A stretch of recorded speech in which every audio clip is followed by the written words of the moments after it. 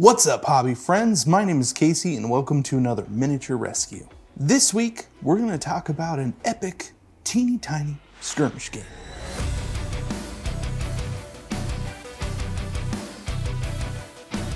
This video is sponsored by Anycubic. We are most definitely going to get to that in a little bit. There have been a few moments in my time in the hobby where something so awesome has come along that I can't help but want to talk about it.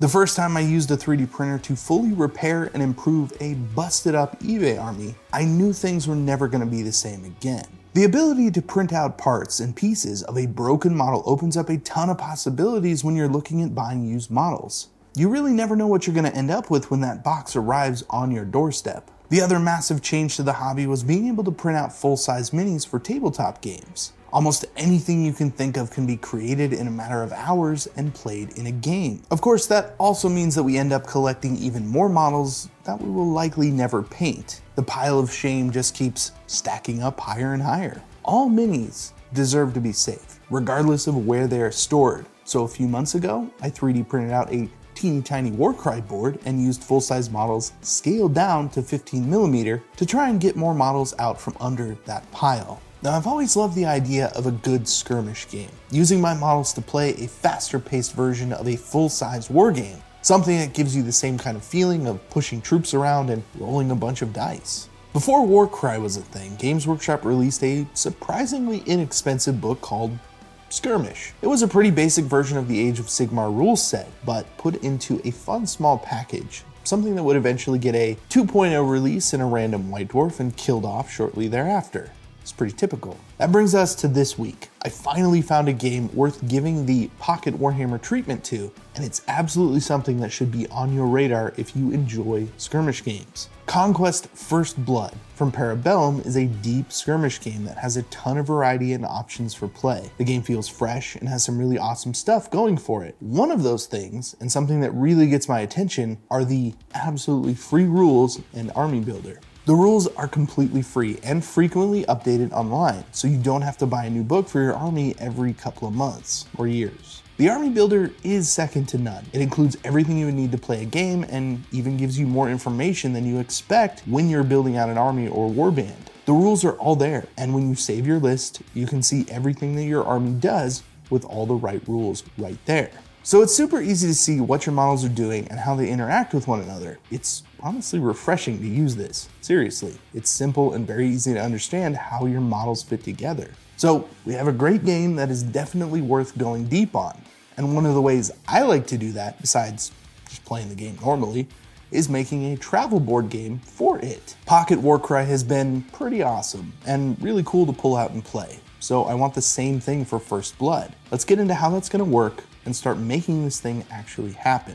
Before that though, let me tell you about today's excellent sponsor, Anycubic. I just got Anycubic's brand new resin 3D printer in the mail, and it is an absolute game changer, and I'm not just exaggerating. The Anycubic M5s is a 12K printer, 12K, that comes with some insane features. Auto device detection, auto bed leveling, resin detection, print status detection, and of course a 10.1 inch 12K mono screen. Opening this thing up and getting it printing was probably the easiest experience I've ever had with a printer. Once it was plugged in and I put on the included screen protector, it went through all of its system checks on its own and gave the green light to start printing. One of the main features of this printer is that it uses a high-speed, low-viscosity resin to print at 105mm per hour, which is really fast. So printing out a 28mm high model takes less than 30 minutes. This printer is the next evolution of home 3D printing and something that you really need to take a look at if you have any interest in printing minis at home. I'll of course be using the printer to print everything out that we will need for the tiny First Blood and sharing my thoughts as we go along. But if you are interested in picking up one of these Anycubic smart printers, I'll have the links down in the description below. Thank you Anycubic for sponsoring this video. Now let's get to gathering assets and making a plan for this build. The first thing I need to do is get a box to house this game. For Mini Warcry, I ended up finding this really awesome art storage box. It has a couple of compartments for storage and removable container that is the perfect size to build a board on top of. I bought a second one not long after, knowing that I would eventually need that. So awesome storage box is a go. For the terrain, I'm actually going to be building it up for real. No flat grass this time. I want this thing to look like a real terrain board. So I'm going to get out all of my supplies and start working on that board. So I gathered a bunch of basing supplies, pretty much. We're gonna do some actual terrain on this. I don't want too much variation. I just want a little bit of grass, a handful of bits of elevation. We're gonna try and fit them in between the slots on the box so that that doesn't interfere. An issue that I ran into with the last build was when I put PVA on this wood, over time it ended up warping, and I don't want that to happen. So we're gonna try and go light and just mix in some paint so that we can get a really light coat with a good color on the bottom to start with. So let's start busting out some of these supplies and see what happens. I mixed in a little brown paint into some Mod Podge and lay down a thin coat of glue to start the ground covering. I'll be using a variety of static grasses and sand to lay down a basic layer of ground. Nothing too fancy, and I don't want a ton of this grass sticking up because we still need the models to be able to move over it. So I push the grass in and make sure it at least covers the board.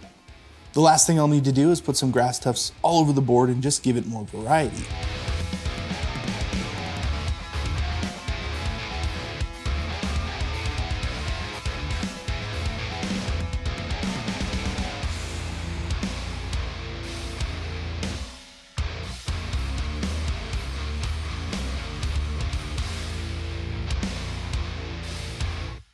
Now that we're on our way with the board, let's get into some of the modular terrain we'll be using to fill out the space on top. This will be the first thing we're going to use the 3D printer for, and I'm going to make something called Gothic Blocks by Cy-Tilez, which is a modular terrain system designed for small scale games like this. The blocks come in all sorts of arrangements and can be put together a lot like Legos. So there are an absolute ton of ways you can build different buildings to fit any scenario you might be doing in a game. I prepped a bunch of blocks by scaling them to the size of the miniatures I was going to use, about 15 millimeters, and then decided to take them down by about 10%. The terrain for this game is more of an obstacle, so moving around can be more interesting. And since the board is pretty small, even though it's still pretty much to scale, having the buildings be a little smaller just felt right. And I'm making a ton of them. So if there needs to be more buildings on the board, there will be plenty of them left over in the box to fill out that space. Unfortunately, and some of you may have already noticed, I have a rather large bandage on my right hand middle finger. So I cut myself about a month ago on a model, and it hasn't really gone well. So a visit to the doctor has left my hand mostly out of commission. They even told me not to use my finger to paint. Don't even put the paintbrush there. And that's where it usually goes. It's been really difficult not being able to work normally, but then again, just pressing forward and working with a wound got me into this position I'm in now. So I kind of need to take it easy on painting and do things that won't make it worse. So here we are. Oh, is my face red? To get some paint on these guys, I decided to lay down a simple dry brush of gray and white. A quick slap chop over all the terrain and it's looking pretty good.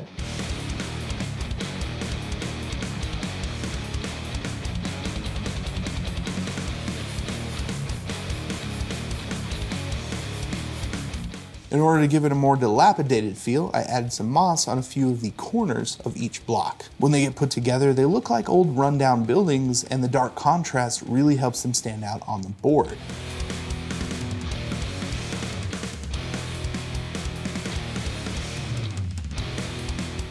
So the terrain and board are looking pretty nice, but of course, what is a board without minis to put on it? Here's the thing, I have a stupid amount of 3D files, probably more minis than I actually own physically, and the pile of digital shame isn't going anywhere anytime soon. This is partially why I have done a couple of these projects in the past. There are only really a few use cases for most 3D models in a regular scale. None of us are ever going to use all of them, and it sucks because most of them are really good and should be printed and painted. So finding a way to print and use as many minis as possible is important to me, and this feels like a pretty good way to go about it.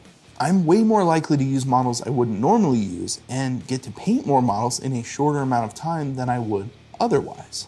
Taking regular models and scaling them down to a small size does a couple of things. It makes it insanely easy to print out. They are small enough at around 15 millimeters that you can print out an entire army in almost no time at all. So it feels very rewarding. On top of that, painting minis in that scale is incredibly satisfying. The process is so quick that you can get minis painted to a great quality in a really short amount of time, at least compared to your average size model. And the size isn't so small that you can't get into those details, so you can make these models look as nice as you want them to.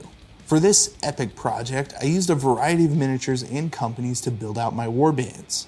Using the Conquest web store, you can see the minis that come in the starter boxes for these warbands. There are also pictures of each warband to compare minis to and match it up with proxies. It was actually really fun looking for specific models that would count as some of these. I found a ton of different styles and types that could be mixed and matched to fit into the overall theme of each army. For the most part, I stuck with 3 companies for this: Titan Forge, One Page Rules, and Forest Dragon. 3 fantastic mini makers that have deep catalogs of all sorts of models and themes. So I went through and picked out a ton of models that made the most sense and tried to match up the weapon profiles as best I could so that I could tell the difference between each unit while they were on the table. Of course, I'll have all of these companies linked down in the description, as well as affiliate links to the Parabellum web store. I do need to mention that while I am building my own version of First Blood here, albeit super teeny tiny, that it shouldn't in any way discourage you from actually checking out the real game.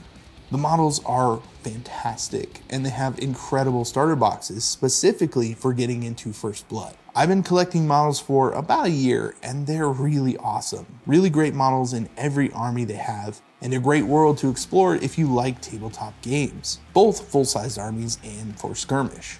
The affiliate links in the description give you 10% off any order and help out the channel with a little kickback at no extra cost to you. So if you are looking into getting a few things from Parabellum, using that link is greatly appreciated. Okay, so we have our minis and they've been printed out. Time to get them assembled and ready for some painting. Although I won't be painting a ton because, hand problems. Still, I can kind of use an airbrush. So in the least, I will get these prepped for paint and get the rest of this box put together. While getting these ready, I do want to say that the quality of these prints is pretty outstanding. Printing very tiny things on a 12K printer makes a lot of sense. Having that high of a resolution, especially when it's scaled down, makes a real difference. These minis look amazing, and some of them are printed at 0.1mm layer height, which is generally considered pretty thick.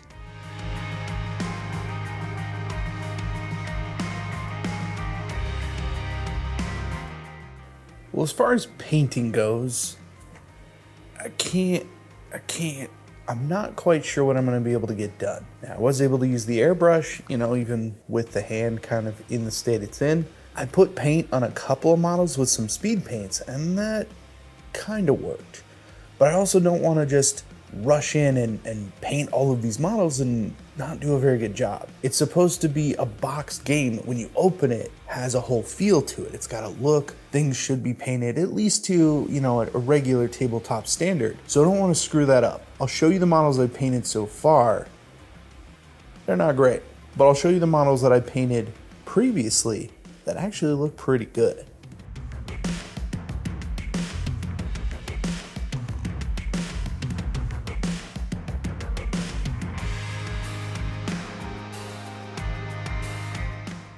I wanted to see the difference at this scale, and honestly, it's kind of hard to tell. There are obvious layer lines at the thicker settings, but once the paint goes on, they're hardly noticeable. When they are printed at normal layer height, you can almost not even see the lines.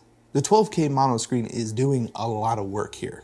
Not only do these prints look really good, but they all printed out in like 35 minutes? I mean, that's crazy. I even printed out some other things, some bigger things. This massive Gargant took pretty much an hour and 45 minutes at normal layer height. So 0.05 millimeters. And honestly, I can barely see layer lines. It's insane. I also took some one-page rules minis and printed them out as fast as I possibly could. So these models were printed at 0.1 millimeter and look pretty good. Then I printed some other ones that took just under an hour, and it's honestly hard to tell the difference between them. So the last thing we need to fill out this box are going to be some printouts of the rules and army lists. Like I said, the conquest rules are available for free, so it's easy enough to download a PDF and print it out. They even have a handy printer-friendly version available too, which is pretty thoughtful. And last but not least, the cards that represent each unit in combat and provide what is probably the most fun part of this game. I ended up with 3 warbands, the 100 Kingdoms, Nords, and Dweghom, Knights, Barbarians, and Dwarves respectively. Each warband has unique things about it that make playing the game a little different each time, so I feel like this is a good mix of things to put into a travel box. There is also the major potential of growing this game. As more models get added to the digital pile of shame, there are likely to be perfect options to build more warbands, and that has me pretty excited to keep on hobbying, even if I can't exactly pick up a paintbrush right now. Honestly, I'm kind of bummed. I wasn't able to paint all these minis. Then again, painting minis is kind of what caused this issue to begin with, so I guess a break is in order. While I await to heal, I'll be printing out more minis for this box and figuring out exactly what I want to do and how to paint them. And I might as well play the game while I'm at it. What I really like about doing a project like this is that it puts me in a situation where I need to do research. I'm interested in playing more First Blood, so by forcing myself to look at all of the armies and aspects of the game, even as much as taking the scale down and figuring out how that's going to work, gives me a better idea of what I want to do with it. Looking deeper into the rules, finding what I like and I don't like, and while inundating myself with all the models and lore of Conquest. Recreating it in a smaller scale gives me a good sense of the game and helps me understand what it's all about, and that really makes me appreciate the full-size version even more. Making a tiny wargame is pretty fun, and painting 15mm models is just a great way to go if you want good results quickly. So using the scale just makes perfect sense for getting deeper into a game system. Since doing my first Pockethammer video, I have gotten quite a few suggestions for new games to give this treatment to. If you have a game that would be perfect for a box like this, please let me know down in the comments. And until next time, thank you again for joining me on another miniature rescue. If you liked something about this video, please consider liking, sharing, and subscribing, as it really helps out the channel. If you want to take a look at any of the supplies or products I used in this video, then there are helpful affiliate links in the description that really help out the channel as well. Once again, I'm Casey, and I will see you in the next video. And of course, here is the completed, albeit not painted, teeny tiny Conquest First Blood. Thanks again.